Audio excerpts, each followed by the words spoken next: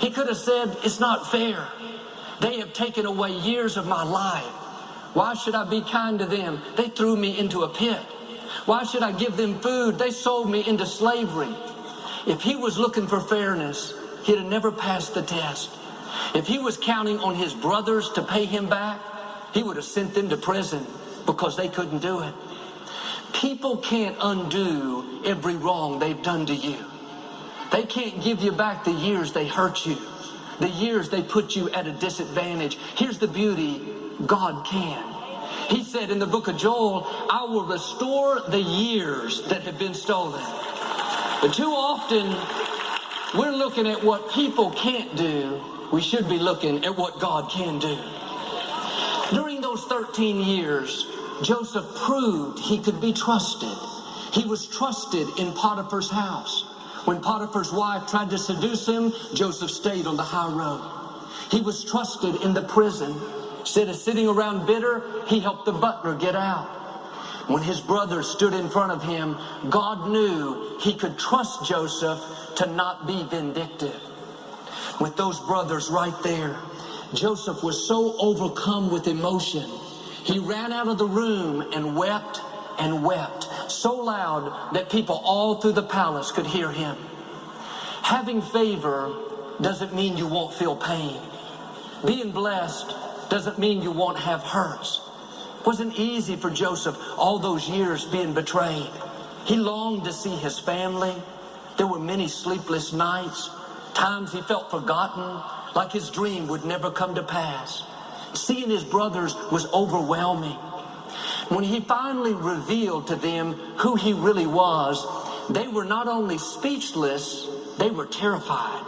They knew their life was in his hands. Joseph looked at them and said, am I God? Is it my job to punish you? Don't be afraid of me.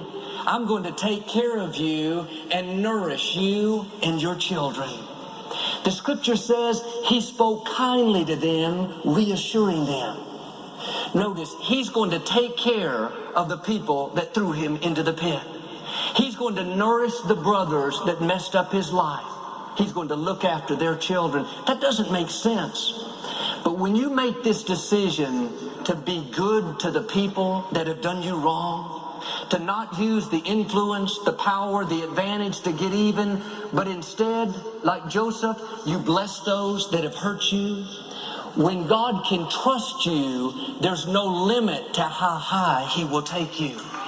Are you letting what somebody did to you keep you from going to the next level?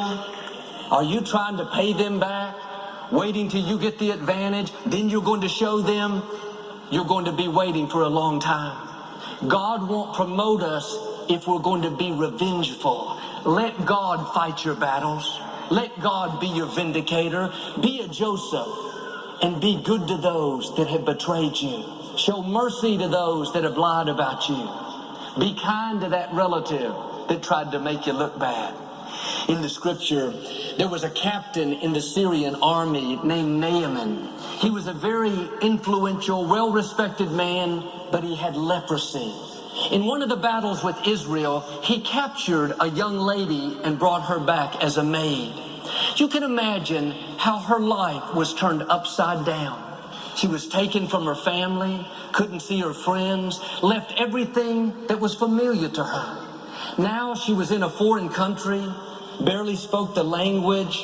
Her hopes and dreams and goals all had to be put on hold because of this one man, Naaman.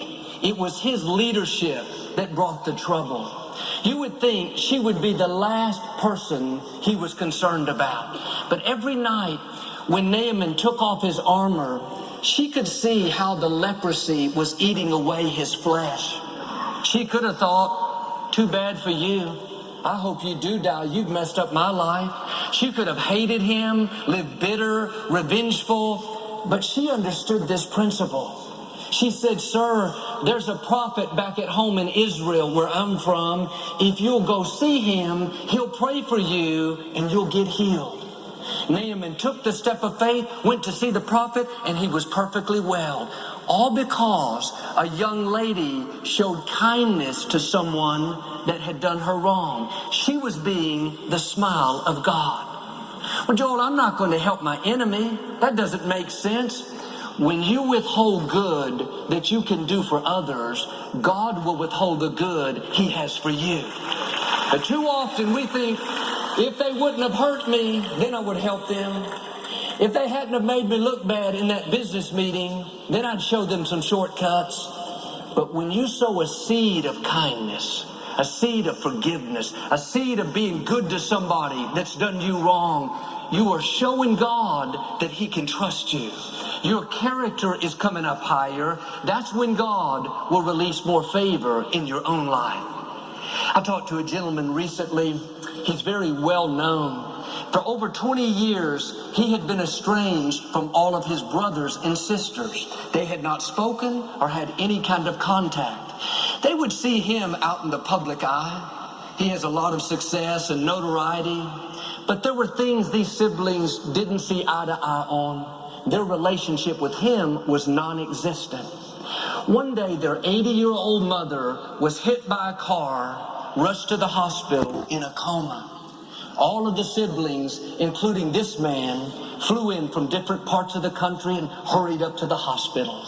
After they saw their mother, they gathered in a room. He said to his siblings, "It's time to let it go.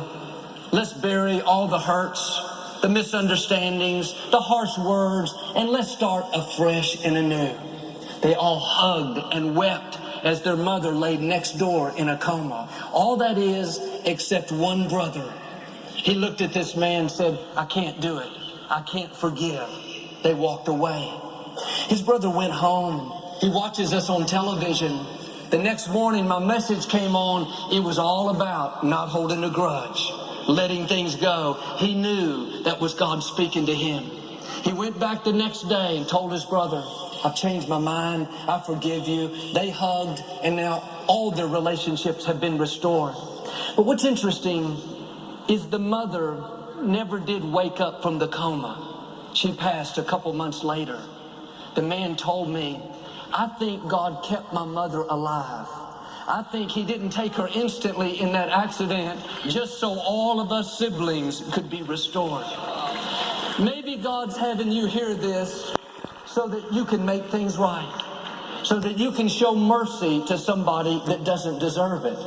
It's easy to hold a grudge, try to pay them back, make their life miserable. All that's doing is holding you back. Why don't you be a Joseph?